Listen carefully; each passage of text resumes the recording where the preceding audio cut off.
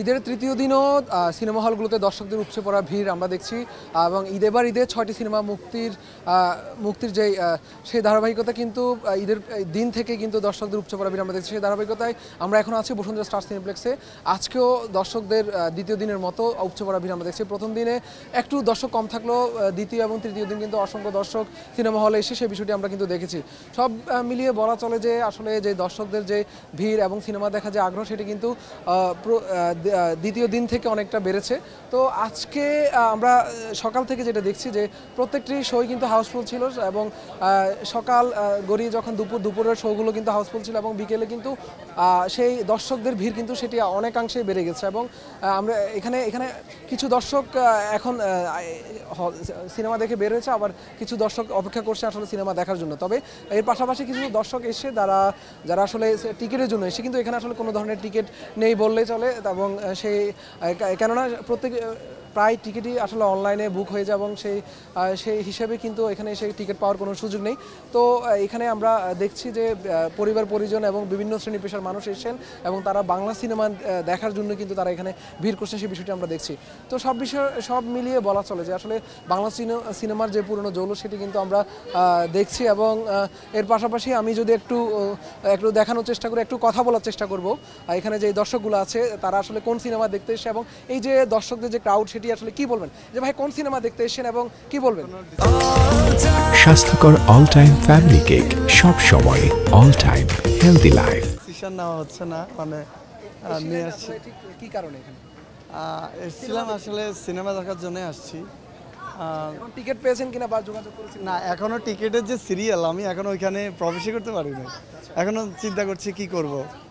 আচ্ছা, কেমন এই যে টিকিট না পাওয়ার যে বিষয়টা সেটা আসলে নিশ্চয়ই খারাপ লাগবে যেহেতু এসেছেন। না, অবশ্যই আমি ট্রাই করতেছি, দেখি পাওয়া যায় কিনা, না হলে বেটার কালকে আসবো।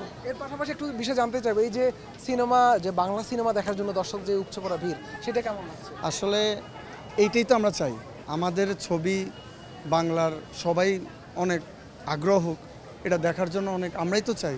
আমরা তো বিভিন্ন দেশের মুভিগুলোর প্রতি আমাদের ইন্টারেস্টটা বেশি, এটাই স্বাভাবিক। আমরা তো চাই আমাদের দেশের মুভিগুলো আরেকটু বেটার হোক, এটাই আমরা চাই। আচ্ছা দিদি, এই যে আপনি ছিলেন, এই যে কি বলবেন, এই যে এসেছিলেন এত মানুষ দেখছেন বাংলা সিনেমা দেখার জন্য এসে কি বলবেন?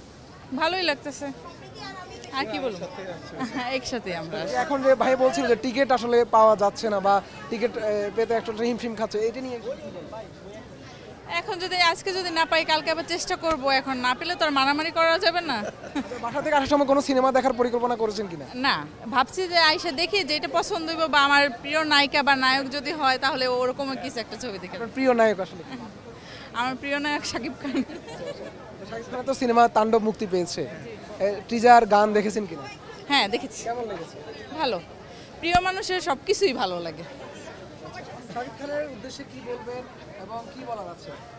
কি বলবো, আমার ভালোই লাগে শাকিব খানকে, আর যত ছবি আছে আমি দেখছি, আর সামনে যেগুলো বের হইব তাও দেখার চেষ্টা করুন।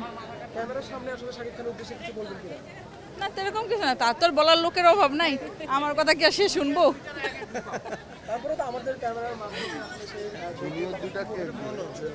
শাকিব খানকে এই কথা মানে ভালো সুন্দর, যাতে সবাইকে নিয়ে, পরিবারের সবাইকে নিয়ে ছবি দেখা যায়, এরকম ধরনের ছবি করলে তা বাচ্চা নিয়ে বা বাবা মাকে নিয়ে দেখা যায়, বা সবাই একত্রে আসার যে আনন্দটা ওরকমভাবে ছবি যাতে করে, যাতে আমরা সবাই মিলে একত্রে আইসা দেখি ছবিগুলা।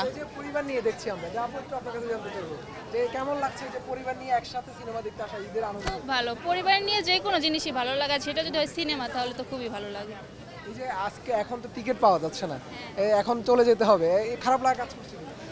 খারাপ লাগার কিছু নেই, আজকে পাইনি কালকে হবে, সমস্যা নাই। তবে এখন দেখা যে মজাটা, ওই ফিলিংসটা হয়তো কালকে নাও থাকতে পারে। যে ভাইয়া নিয়ে এসে ধন্যবাদ দেবেন কি এবং কি বলবেন?